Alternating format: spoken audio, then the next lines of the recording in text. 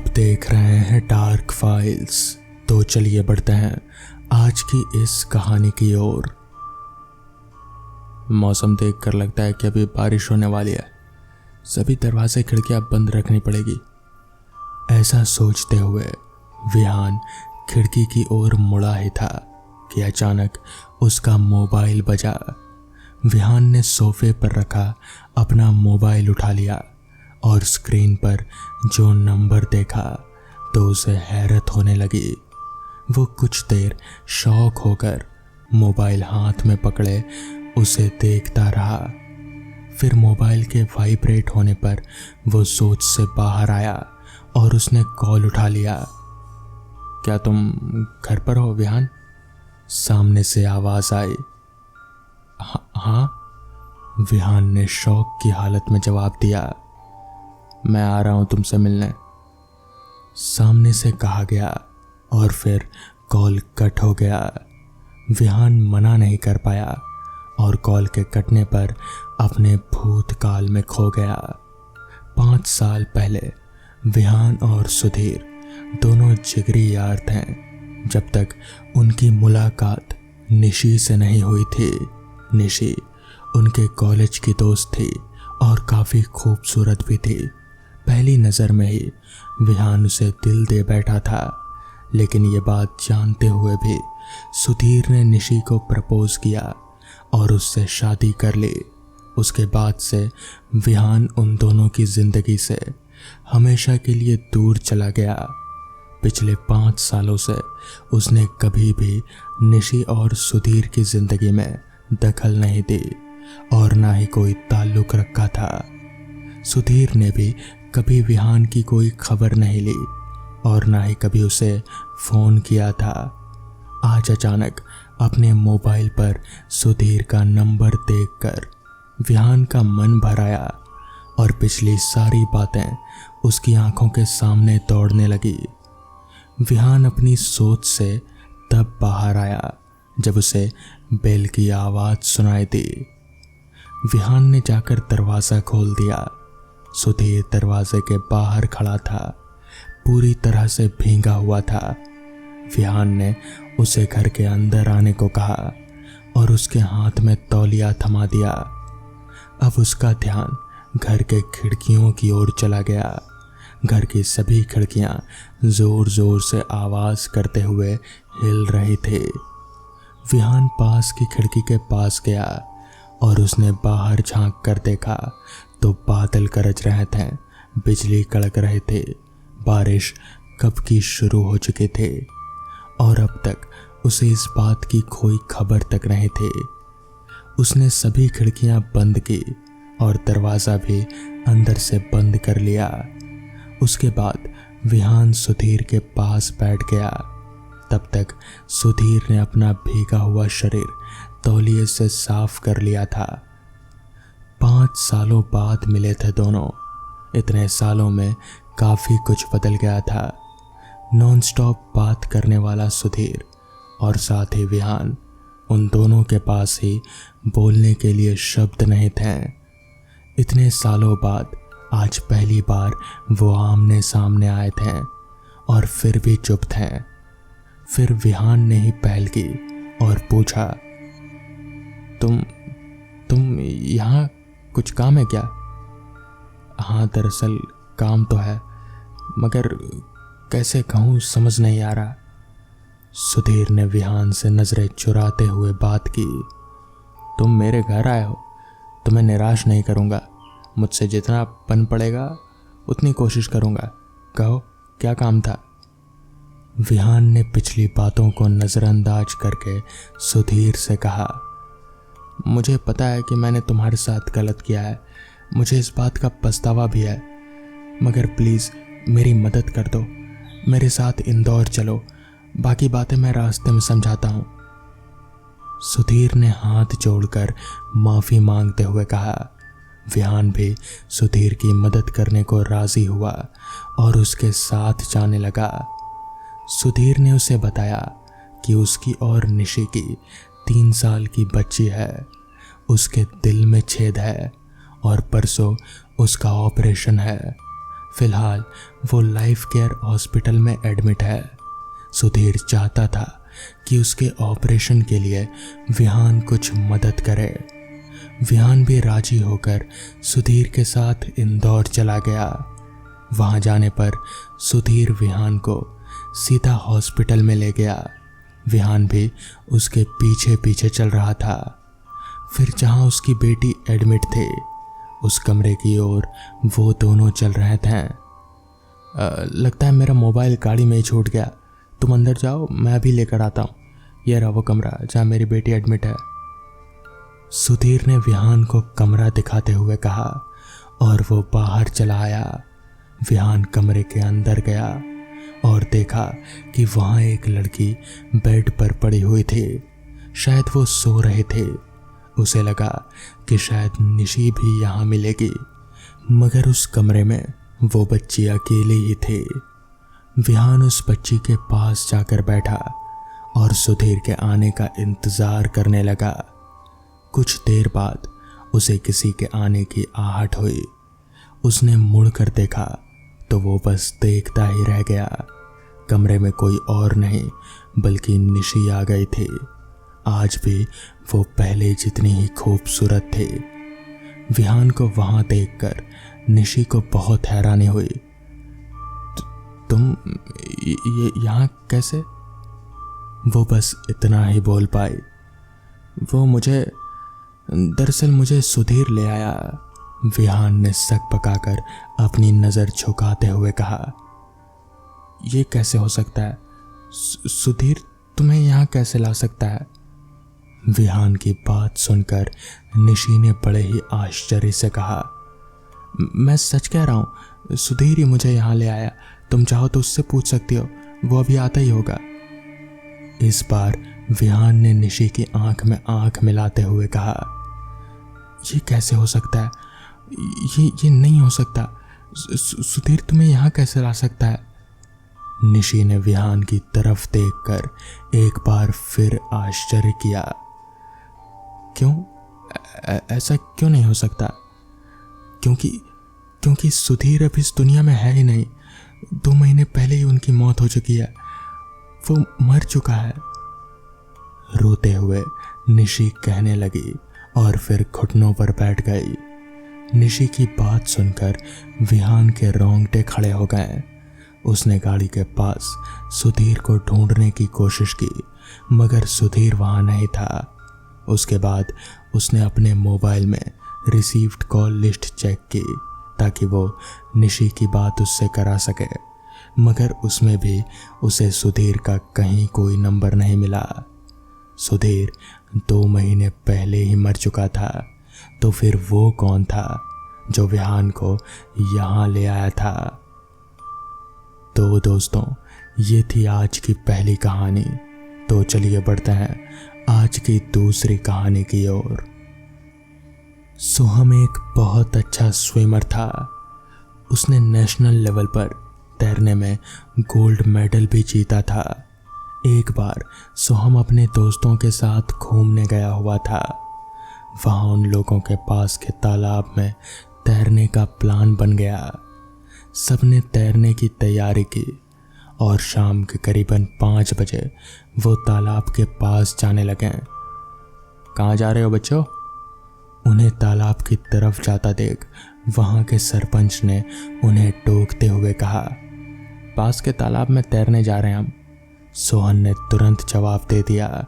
सोहम का जवाब सुनकर कुछ देर के लिए सरपंच सुन्न रह गया और फिर अचानक से सोहम और उसके दोस्तों को वहां जाने से रोकने लगा। सोहम नहीं समझ पाया कि सरपंच उन लोगों को रोक क्यों रहा है। रुको बच्चों, उस तालाब की तरफ मत जाओ, वहां अक्सर लोगों के डूबने की घटनाएं घटती रहती है। सरपंच ने उन्हें जाने से लगभग मना करते हुए कहा, काका आप सोहम को नहीं जानते, ये नेशनल चैंपियन रह चुका है, आप निश्चिंत रहिए। सोहम के दोस्त निखिल ने सरपंच की बात को काटते हुए कहा, तुम लोग मेरी बात समझ नहीं रहे हो। वहाँ तैरना खतरे से खाली नहीं है। कहते हैं कि वहाँ डूबकर मरने वाले कई लोगों की आत्माएं रहती है। जो जो उस तालाब में तैरने वालों को भी डुबाकर मार डालती है। सरपंच ने उन लोगों को वहां जाने से रोकने के पीछे की असली वजह बता दी और वो वहां से चले गए। काका ने जो कहा क्या वो सच होगा? सोहम के कुछ दोस्त आपस में बातचीत करते हुए कहने लगे। सोहम और निखिल इन सब बातों में विश्वास नहीं रखते थे। उन दोनों को छोड़कर बाकी सबने वहां जाने का फैसला बदल लिया। बाकी दोस्त वापस लौट गए। अब सिर्फ निखिल और सोहम तालाब की ओर बढ़ रहे थे। दोनों ने कपड़े उतारे। जैसे ही वो तालाब में उतरने लगे कि निखिल के माँ का फोन आया। निखिल तालाब में उतरते उतरते रह गया, मगर सोहम बिंदास होकर पानी में तैरने लगा। अचानक सोहम का पैर पानी में फंस गया। इस तरह की सिचुएशन उसने कई दफा संभाली थी, मगर इस बार ये कुछ अलग ही था। उसने कई बार कोशिश की वहां से निकलने की, मगर धीरे धीरे वो पानी में खींचा जा रहा था। उसने निखिल को आवाज लगाई, मगर जब तक निखिल का ध्यान उस पर जाता तब तक सोहम तालाब के बीचों बीच पहुंच चुका था। सोहम को ये एहसास हो रहा था कि पानी के अंदर से कोई उसका पैर खींच रहा है। उधर निखिल ने सोहम का आवाज सुनकर उसकी तरफ देखा तो उसे आश्चर्य सा होने लगा कि नेशनल चैंपियन होकर भी सोहम की हालत देख उसे सरपंच की कही बात याद आ गई। निखिल सोहम के लिए पानी में कूदकर उसे बचाना चाहता था, मगर वो जब पानी में उतरने लगा तो उसे अचानक एक बहुत जोर का झटका लगा और वो तालाब की उल्टी दिशा में जाकर गिरा। वो झटका इतना ज्यादा था कि निखिल उठ भी नहीं पाया।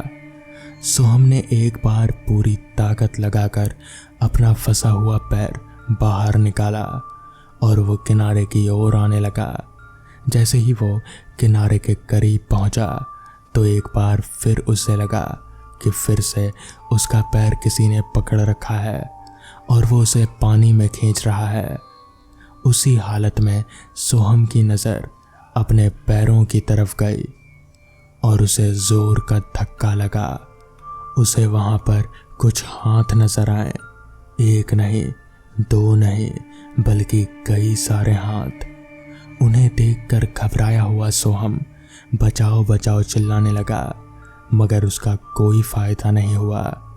निखिल की आंखों के सामने उसका दोस्त, जो कि तैरने में माहिर था और गोल्ड मेडल भी जीत चुका था, वो असहाय होकर तालाब में डूबता जा रहा था और निखिल चाहकर भी उसकी मदद नहीं कर पाया। करीबन आधे घंटे तक संघर्ष करने के बाद सोहम पानी में पूरी तरह से डूबकर मर गया।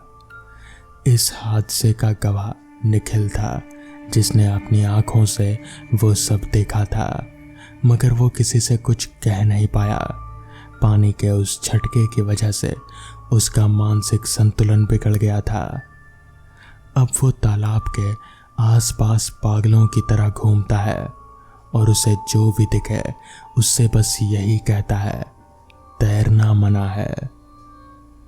तो दोस्तों, ये थी आज की दूसरी कहानी। तो चलिए बढ़ते हैं आज की आखिरी कहानी की ओर।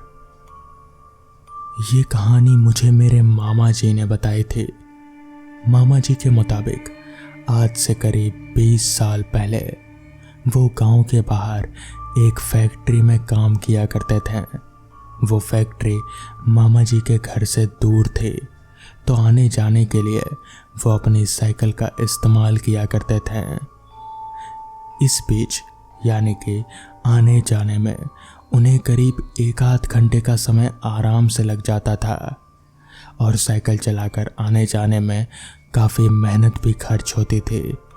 खैर, उन दिनों बरसात का मौसम चल रहा था। रात के करीब 8 बजे फैक्ट्री से मामा जी की छुट्टी हुई। उन्होंने अपना साइकिल उठाया और घर की तरफ चलना शुरू कर दिया।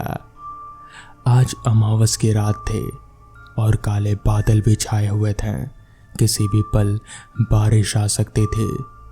रास्ते पर दूर दूर तक हमेशा की तरह मामा जी के अलावा और कोई नजर नहीं आ रहा था, क्योंकि उस जमाने में रात के 8 बजना यानी कि 10 बजने जैसा होता था। खैर, मामा जी साइकिल लेकर उस सुनसान रास्ते पर आगे बढ़े जा रहे थे। रास्ते के दोनों तरफ यानी कि एक तरफ जंगल और दूसरी तरफ सिर्फ खेत ही खेत था। दूर दूर तक सिर्फ खेत और कुछ भी नहीं, ना कोई घर और ना ही कोई दुकान। खैर, मामा जी अपने एक हाथ में टॉर्च की लाइट पकड़े हुए थे, क्योंकि तब तक गांव में बिजली नहीं पहुंची थी। टॉर्च की रोशनी में मामा जी धीरे धीरे साइकिल चलाकर आगे बढ़ रहे थे। वो भी साइकिल चलाकर आगे बढ़ ही रहे थे कि तभी उनके हाथों पर कुछ बूंदाबांदी बारिश की बूंदें टपकने लगी। वो समझ गए कि बारिश आ गई है। वो जल्दी जल्दी से साइकिल चलाकर आगे बढ़ने लगे, मगर वो बारिश से तेज नहीं थे। बारिश कुछ ही पल में बहुत ही तेज हो गई। ना चाहते हुए भी मामा जी को वहीं पास ही में एक घने पेड़ के नीचे छुपना पड़ा, ताकि वो बारिश से बच सकें। मामा जी वहां खड़े खड़े बारिश के रुकने का इंतजार करने लगे, मगर बारिश थी जो वो और तेज पर तेज होती जा रही थी और थमने का नाम ही नहीं ले रहे थे। मामा जी वहां खड़े खड़े बारिश के रुकने का इंतजार कर ही रहे थे कि तभी अचानक उन्हें ऐसा महसूस हुआ कि जैसे किसी ने उनके कंधे पर पीछे से हाथ रखा हो। मामा जी तुरंत पीछे घूमे, मगर वहां उस घने जंगल में वहां उनके अलावा और कोई नहीं था।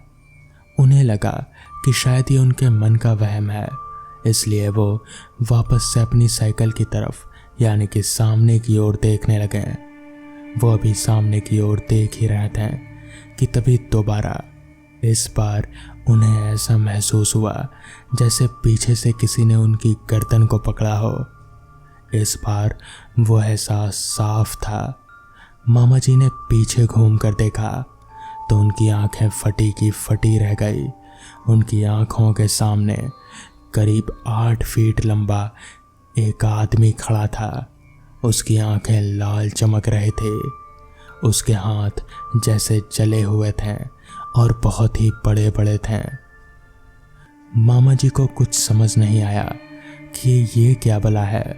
आखिर एक इंसान इतना लंबा कैसे हो सकता है और उसकी आंखें वो लाल क्यों चमक रही हैं। मामा जी अभी ये सब सोच ही रहे थे कि तभी उस बड़े से आदमी ने कहा, यहाँ से चला जा, ये मेरी जगह है। इतना कहकर उस आदमी ने मामा जी को एक जोर का धक्का दिया और उस धक्के से मामा जी वहीं नीचे जमीन पर गिर पड़े। वहां पर गिरते ही मामा जी की टॉर्च की रोशनी में उनकी नज़र उस आदमी के पैरों की तरफ गई। उस आदमी के दोनों पैर भी जले हुए थे और पीछे की तरफ मुड़े हुए थे, यानी कि उल्टे थे। मामा जी समझ गए कि उनका यहाँ रुकना मतलब कि अपनी मौत को दावत देना। उन्होंने उस बारिश में ही अपनी साइकिल उठाई और भागते हुए भीगते भीगते जैसे तैसे अपने घर पहुंच गए। तो दोस्तों, ये थी आज की कहानियाँ। अगर आपको ये कहानियाँ पसंद आई हो तो वीडियो को लाइक और चैनल को सब्सक्राइब करना ना भूलें। तो मैं आपका दोस्त आर्यन जल्द ही मिलूँगा आपसे ऐसी ही नई कहानियों के साथ। तब तक के लिए अपना ख्याल रखें।